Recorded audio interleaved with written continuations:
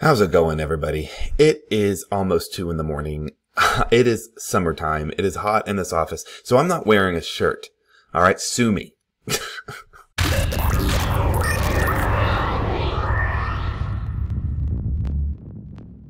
I'm in between videos right now. You know, I've got my spoiler-free review for Alien Romulus already out, and my spoiler review for the film is currently being edited, so I thought, why not just kind of make this little tier list in the meantime since, you know, I have time. And I made a Alien ranking video about a year ago. If you haven't seen it, it's probably because...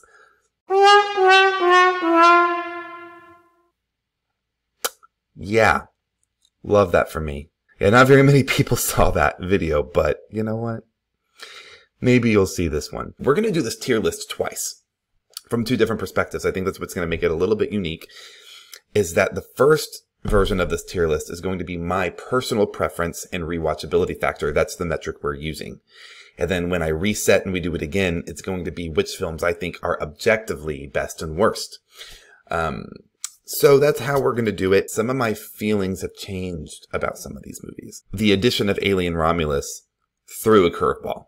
It changed the way that I approached the lore of some of these. So with that being said, I will be talking about the lore and how Alien Romulus affects it. So if you have not seen it yet, we will be talking about some of those points. I urge you to wait and watch this tier list until after you've seen Romulus. Starting with our first metric of my personal preference and rewatchability, which is probably going to be more controversial for some of you. But just keep in mind, it's about my personal preference, okay? Not yours. It's my video, motherfuckers. All right, so we're, you know, basically the God tier in this case is going to be unbeatable. These are films that, you know, I'm only reserving for like 2 films tops. Like, they're unbeatable. You can't beat them. And then I have amazing. Amazing are films that I'm like, yes, they're so good. Oh my God, but they don't quite hit that S tier, right? Close but no cigar is like, meh, you know, better than mediocre, but, you know, they're not like terrible or anything, but they're just, you know, they almost get there, but they're not quite there. Then we got decently bad, which is, you know, they're bad, let's just be real, but they're still fun to watch. And then we have Kill It With Fire, which are films that, even though I'd still probably watch them, I just think they probably shouldn't have ever been made. So we're going to start with Alien, the one that started it all. You would think that I would put it in unbeatable, but I'm actually demoting it to amazing. The film is amazing, but I think that there were things that were done after it that really enhanced the overall experience and made it even better and added to it in such brilliant ways. For me, the whole concept of Alien and the first film is more about the shock factor of that original chestburster scene. And it was that scene that always, and the impact that that scene had on cinema, that really made it for me. I'm like, I will always focus so much on the impact of this movie and not so much the movie itself. And if you really think about it, it's 1979. It's a little dated. There are movies later on in the franchise that just enhance it so much more. Aliens, so good, so amazing. Speaking of amazing, I'm also putting it in amazing. James Cameron was able to do something really unique that most people, I don't think, could pull off. He was able to take this minimalistic cosmic horror film, Alien, and then do a sequel by turning it into a Hollywood blockbuster film. Like this action-packed, you know. So I'm actually contradicting what I said a year ago, where I put Aliens as my top 3 and Alien as my top 2. But I would actually switch them now. I would say that, in my opinion, Aliens is better than Alien. There, I said it. Now, this is where I lose people. Unbeatable. Alien 3 has always been my personal favorite Alien film. It's true, and it's for multiple reasons, right? I find that, and I mean, I honestly, my opinions really haven't changed much from my first video on this topic. If you want to go back and watch that video, I explain extensively why it's my favorite film. But just a quick summary, It added things to the lore. It was more of a return to form, to the energy of the first one, while still incorporating some action, but really going back to horror roots. It was bleak. It was a ballsy opening scene. And a lot of people hated that, but I'm like, hey, shit sucks. It happens, you know, like fan favorite characters are going to die, and they, you know, and David Fincher is one of my favorite filmmakers. So, you know, I may be biased, but look, if you go back and you watch that video, I actually give you a nice little history of how Alien 3 came together, because it was not an easy road. But what I'm actually going to do is, see this, because I feel that Aliens is better than Alien. I'm going to put that in the top so that way you can keep track of which ones I think are better and worse than each other. I like Aliens more than Alien, and right now Alien 3 is the only one in the unbeatable category. There's one more film that I am going to put in that category, and you'll see it when we get there. Alien Resurrection. Oof. Oh no. Oh no. I'm going to say decently bad. I'm not going to, I don't think I can quite justify putting it and Kill It with Fire, because there are things about Alien Resurrection that I like, but there's a lot of things I don't. But it is a fun, entertaining watch. I do enjoy watching it. I just rarely do. I am very rarely in the mood to watch that movie. However, there are some films in the franchise that I think are worse. And so I you know, it's a fun watch. It's decent and also bad. So I think that's the perfect movie for this category. Next, we have Prometheus. The marketing, by the way, for that was really interesting. I may have to make a whole video about Ridley Scott's prequels because I have very strong opinions about them, and I don't want to go over them all now, but I think I may make a video about that soon. I'm going to put this in close but no cigar. I think that Prometheus had a lot of really great qualities. I loved the concept of making it really philosophical and talking about, you know, these questions of life and our purpose in the universe as human beings. And, you know, kind of, you know, the whole concept of the black goo was really neat. So I'm definitely going to put that there. I want to make a whole video on this though, so I'm not going to talk too much about it now. With that being said, Alien Covenant. I'm going to put this in close but no cigar as well. And if we were going by my statement from last year's video, I would have put Alien Covenant before Prometheus, but I've changed my mind. I put Prometheus above Alien Covenant. Alien Covenant, now that I've watched them back to back semi-recently, Alien Covenant is where it really kind of starts to lose me. I feel like that's where all the over-explanation of the xenomorph really kind of comes into play. It's not as bad in Prometheus. I feel like Prometheus had enough mystery to where it was still not over-explained, and then Alien Covenant, they just go balls to the wall with overdoing the lore to the point where it's just too much. Prometheus lays a better solid foundation. Like, and it's not by a huge margin. Like, for me, Prometheus and Alien Covenant are very close. But I'd say that Prometheus now, I feel, does it a little better than Alien Covenant, in my opinion. Alien versus Predator, I'm going to put, and other people are going to hate me for this too, but I'm going to put it in the amazing category. I love this movie. Now, this is about my rewatchability factor. Which movies do I watch the most? And I think I really am. This is literally what it looks like. Like, if we talk about which movies I'm going to grab, this is about the order it looks like. Now, obviously, I have Aliens and Alien above it, right? Because clearly I like those movies more than Alien versus Predator, but I do tend to watch Alien versus Predator quite a bit. And I've said this before in other videos, it's because it was the first Alien movie I ever saw in theater, so it's very nostalgic for me. And that's the reason why I put it up there. Is it a technically amazing movie? Well, we'll talk about that when I reset this tier list and we do the second one. Aliens versus Predator Requiem. Yeah, we're gonna kill it with fire. We're gonna kill it with fire. That movie is probably the only movie in the franchise that I view as absolutely terrible. And I've only seen it once. I want, and it was like shortly after it came out. I should probably revisit it and see if I still feel that way. But as of the last time I saw it, yeah, kill it with fire. Kill it with fire. You know what? I should revisit this film. I should revisit this film, and I'll make a video about it and tell you if my opinions have changed. That's what I'm going to do. That's next on my list. All right. Now, last but not least, Alien Romulus. Unbeatable. I think it is quite possibly my new favorite film in the franchise.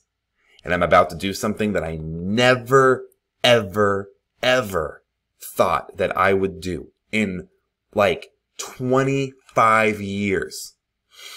Ever since Alien 3 has been my #1 favorite film in the franchise. You're about to see history be made. That's right. Alien Romulus has officially beat Alien 3 in my personal preference list. I think that Alien Romulus is now my #1 favorite film in the franchise. It did things that I didn't even think could be done. That third act was so crazy that I lost my mind. And I am still thinking about it all day, every day since I saw it. There hasn't been a moment that I stopped thinking about this movie. And that's how I knew that this movie beat Alien 3. And honestly, when it comes to the lore, that's another reason why I swapped these. You know, why I made Prometheus above Alien Covenant, because the concept of the black goo laid the foundation for so many things. And even though I have my own opinions of Ridley Scott, that's for another video. I'm going to do a video, actually, when I talk about these two films here. When I talk about them. Yeah, I think that's for a whole other video. I'm just talking about how I feel about Ridley Scott. You know, the concept of the black goo and how Alien Romulus utilized that was mind-blowing. Fantastic. Absolutely fantastic. And I will die on that hill. So I think we're going to reset, right? Let's do it. All right. Now we're reset and we are going to basically do this again.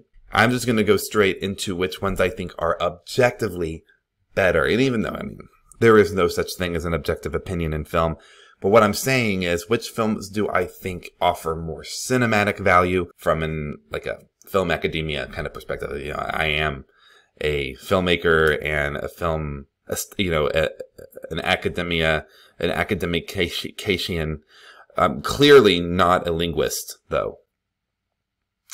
Starting with, you know, we're going to go in order again with Alien. Yeah, no, like that's cinematography wise. I mean, Ridley Scott's camera work there. That dude knows how to frame a shot. He knows how to frame a shot. I think the cinematography is peak. Oh god. Okay. I'd say overall. You know what? Screw it. They're both unbeatable. I think that the cinematography of both Alien and Aliens cannot be beat for different reasons. And I think a great example of that would be in Aliens in the hospital scene. The way that, you know, James Cameron builds tension. You know, it's like there's two sides of the coin. They couldn't be any more different, but they're both amazing. Now, let's move on to Alien 3. Alien 3, from a cinematic perspective, I'm actually going to say close but no cigar, which people might be like, how, if it's your favorite? Well, you know, I know how to disconnect those two things. I'm very aware that these two films right here are worlds better than this one, but that doesn't change my opinion of the film, right? Like, that to me is that's not a difficult distinction to make. But this film had a lot of problems, and it shows. And so did Aliens. Aliens had a lot of problems with its production, but it overcame all those things. And I don't feel like this one completely did. I feel like not only was it kind of weird for the Alien franchise to choose a fairly unknown filmmaker who had never made a film before, full-length film. I mean, David Fincher has become an amazing filmmaker over the years, but this was his debut film, so clearly it's going to have some kinks that needed to be worked out. And even though the assembly cut is way, way better, I would place the assembly cut probably maybe up a notch. But, you know, overall, Alien 3, from a cinematic perspective, is just not as strong. Alien Resurrection, I'm going to put from a cinematic perspective, I'm going to put it indecently bad, because even though it's a fun movie to watch, it was also all over the place. It had tone problems, pacing problems, character development problems, acting problems, SFX issues. That baby alien at the end was just like terrible creature design. Terrible, terrible creature design. And, you know, it's just like, in terms of quality, Alien 3 is better than Alien Resurrection. Then I will again die on that hill. Now we're going to move into Alien versus Predator. From a filmmaking perspective, I'm going to put it indecently bad also. But I would say that it is better. I would say that Alien versus Predator has better cinematography, better score, and better acting. Maybe not. Maybe I should retract that statement. But I would put it slightly above Alien Resurrection. But it's also, you know, it was made a few years afterwards. I think, you know, wasn't Alien Resurrection 97? 97? Yeah, 1997. Yeah, I was right. Yeah, I know my stuff. I know Alien franchise. You kidding me? I think the only reason why is because of the SFX. Like, the special effects were better, and I think that's what edges it out. That slow motion jumping sequence of the face hugger, you know, back in the early 2000s, that was really popular because of the Matrix. They made everything Matrixy. That's even what me and my family call it. We say, oh, that's a Matrixy shot. And they did that in Alien. And of course they were. But I still think that the shot was really cool. So there are things that happen in the movie that I think just make the movie a little better. Alien versus Predator Requiem, again, all around, in both lists, is kill it with fire. I mean, who are we kidding? I mean, come on. Cinematography who? Clearly this film doesn't know her. So, and that's literally all I have to say about that. Oh my God. But again, I need to revisit this film because I haven't seen it since like 2006. When did it come out? Let's see. Am I right again? 2007. 1 year off. Yeah, no, I haven't seen this since my freshman year of high school when it came out. And I feel like I should probably revisit it again, to see if my opinion has changed on it at all. But as it stands right now, yeah, kill it with fire all the way. Prometheus, I'm going to put in the amazing category, the cinematography. I'm like, oh my God. Like, Ridley Scott, whew, that man, not only does he know how to frame a shot, but he knows how to make movies look gorgeous. It's just unfortunate that most of his later films are gorgeous pieces of shit. Like, that's kind of what Ridley Scott's newer films are like. I mean, have you seen Napoleon? Yikes. Have you seen the trailer for Gladiator 2? Double yikes. So, you know, I would say that, like, from cinematic perspective, like, this was probably his last decent film. And that's why I put Alien Covenant in Close But No Cigar, because I think that the cinematography of Prometheus was way better. I think it looked better, it felt better, the pacing was better, it had a more consistent tone.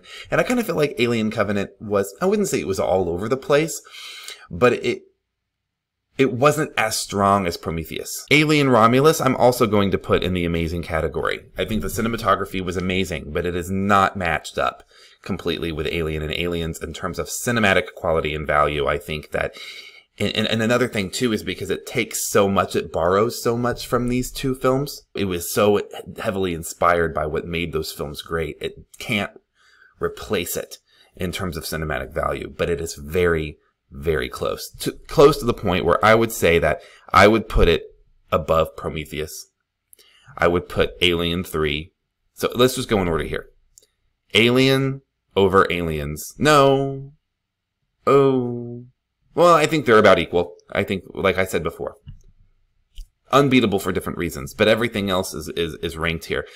Romulus over Prometheus, Alien 3 over Covenant, AVP over Alien Resurrection, and then the only one we have with Kill It With Fire is there. So, those are my two different tier lists for the Alien franchise. I am going to be cranking out some more Alien content this month. It is my birthday week. My birthday week is so I turn 33 in less than a week, and I say, you know what? for the rest of the month, since it's my birthday month, let's just stick with what I love and talk about Alien. How about that? All right, so yeah, I definitely want to make a video of revisiting AVP Requiem. I want to make a video about, you know, my opinions on Ridley Scott and his influence on the lore, and particularly with Prometheus and Covenant. And yeah, so be on the lookout for those videos, along with my spoiler review for Alien Romulus, coming soon to Unidentified Films. Thanks so much for watching, guys, and I'll see you in the next video. Peace out.